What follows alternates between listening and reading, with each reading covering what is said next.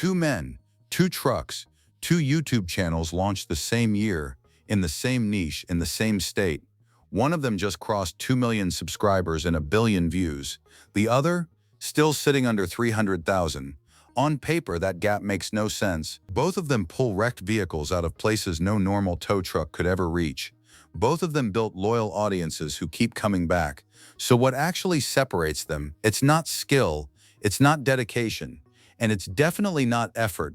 The answer is something most people never see coming. To understand why these two channels ended up in such different places, you have to go back to where both men started and the paths they took to get behind a camera in the first place.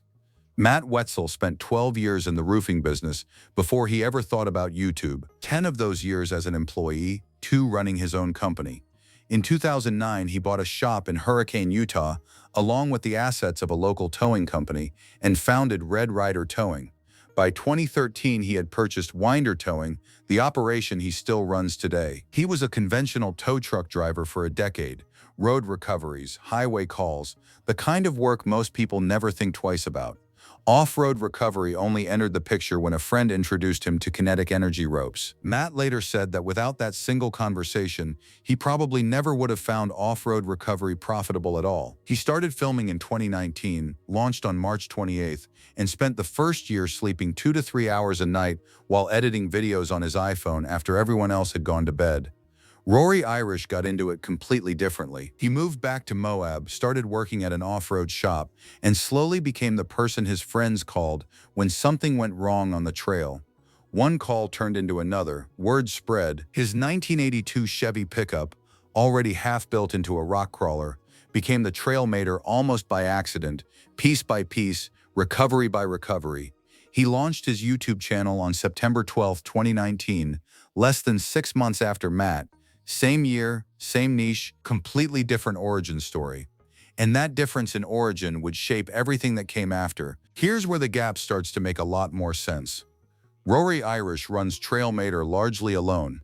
One man, one truck, occasional help from crew members like Mike and Sean when a job demands it. His channel lives and dies on his own personality, his own skill, and his own presence in front of the camera. When Rory isn't on screen, there is no show. Matt built something completely different.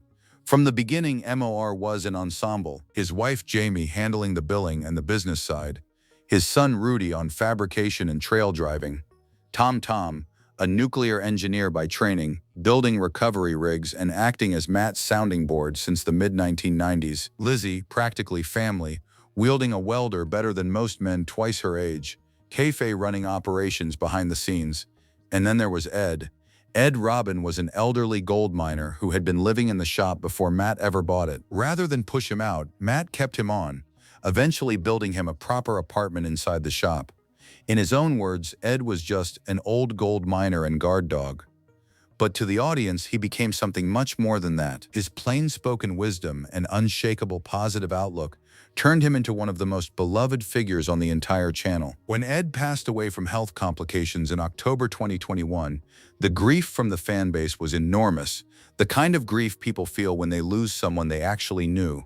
That reaction told you everything about the difference between these two channels. Trailmater fans follow a truck. Matt's off-road recovery fans grieved a person. And you simply cannot manufacture that kind of connection on your own. Most people who start a YouTube channel point a camera at something interesting and hope for the best. Matt Wetzel did not do that.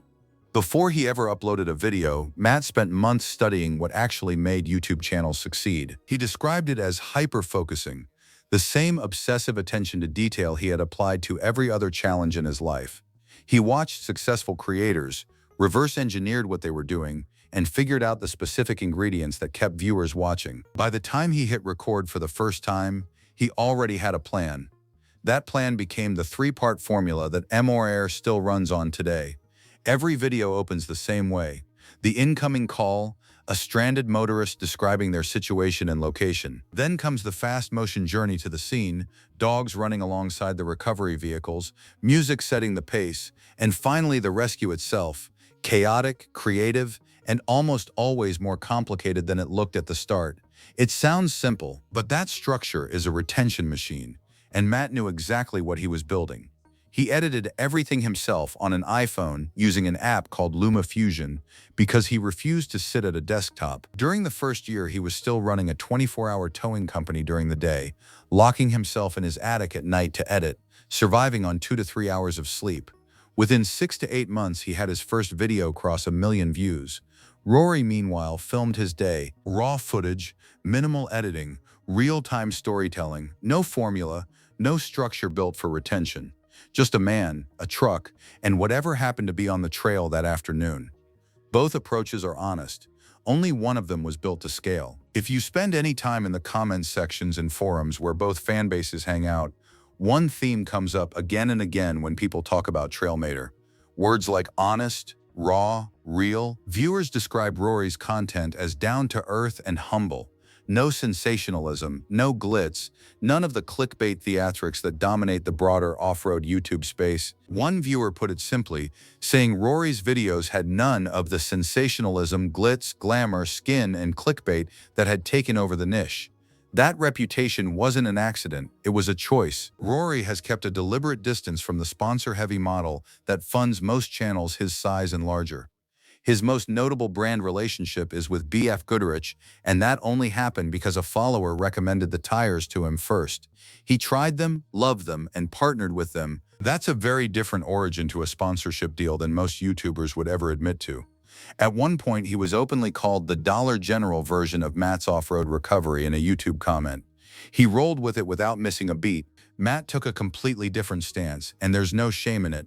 He understood from day one that the channel was the business. Sponsors, merchandise, a dedicated membership app, brand deals, all of it was part of building something sustainable.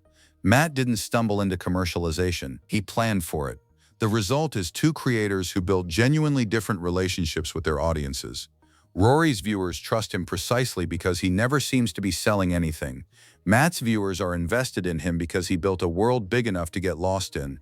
Both are powerful, but only one of them translates into the kind of growth that crosses 1 billion views. There's a factor in this story that almost nobody talks about, and it might be the most important one of all. Where you film matters just as much as how you film. Moab, Utah is one of the most legendary off-road destinations on the planet. Slick rock trails, canyon drops, technical rock crawling that separates experienced wheelers from everyone else. The people who end up needing Rory's help are generally enthusiasts, people who know what they're doing, pushed their luck a little too far, and found themselves in a situation that required a specialist. It's dramatic content, but it's also niche content. The average YouTube viewer watching from a couch in Ohio isn't going to see themselves in a rock crawler wedged sideways on a Moab switchback. Hurricane, Utah sits right next to Zion National Park, one of the most visited national parks in the entire country. The traffic Matt deals with is completely different.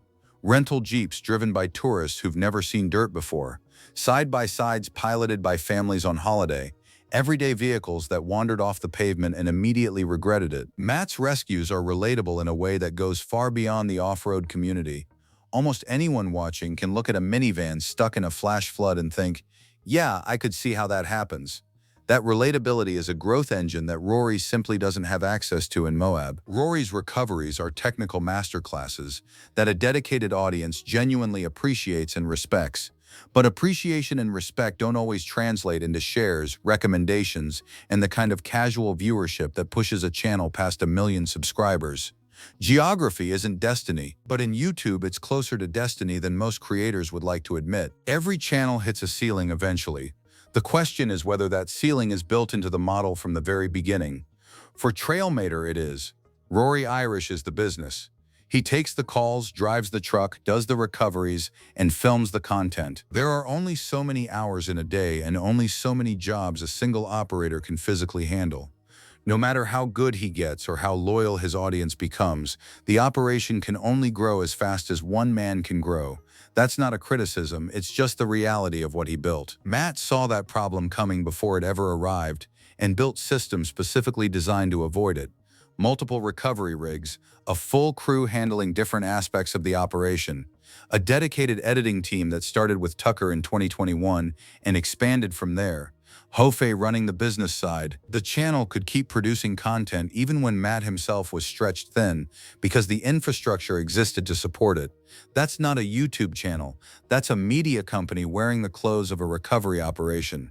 Rory has shown signs of trying to scale. He built Minimator as a second recovery rig and has been upgrading the original Trailmator with improved tool storage, pole design, and layout. Those are real steps forward. But the operation remains small by any honest measure. And then there's the external pressure that Matt never had to face in Hurricane. Heavy D Sparks, with his massive equipment, helicopter shots, and deep sponsor pockets, moved recovery-style content into Moab territory, undercutting Rory's actual livelihood in the process. Rory addressed it publicly without ever naming names. Matt, operating on an entirely different financial level, never had to worry about someone bigger parking on his lawn.